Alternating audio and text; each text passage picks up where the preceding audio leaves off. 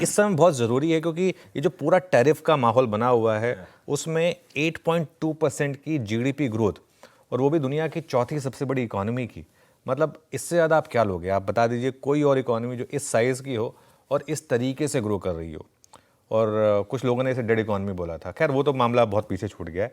ये समय है बाजार पर स्ट्रक्चरली बुलिश रहने का। मैं आपको बताऊं, मैं ये इंसिडेंस मैं बार बार रिपीट करता हूं। जब राकेश झुंझुनवाला ने मुझे फ़ोन किया था और उन्होंने मुझे कहा था कि देखिए ठीक है, कभी कभी बीच बीच में शॉर्ट कॉल ये सब वो सब चलेगा, लेकिन अगर बड़ा पैसा बनाना है तो आपको हिंदुस्तान पर स्ट्रक्चरली बुलिश रहना होगा।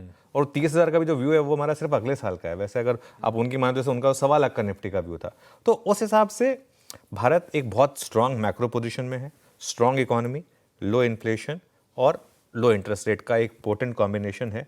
और अभी तो जीएसटी कट का असली इम्पैक्ट दिखना बाकी है, वो इस क्वार्टर से शुरू होगा।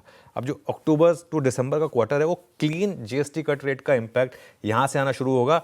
मुझे हैरानी नहीं होगी अगर हम 10% की जीडीपी ग्रोथ का आंकड़ा हिट कर दें। मुझे याद है एक समय था जब पी चिदम्बरम फाइनेंस मिनिस्टर थे, मनमोहन सिंह प्राइम मिनिस्टर थे, हमने 8 पॉइंट समथिंग 8.4 या 8.5% का I think GDP number hit किया था।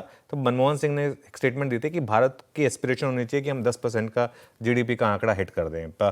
और अब तक देशों ने सिर्फ सपने देखे हैं 10% की जीडीपी ग्रोथ रेट दिखाने के। भारत की इकोनॉमी वाकई में इस बेस पर भी 10% की रफ्तार से ग्रो कर सकती है, ऐसा पॉसिबल है।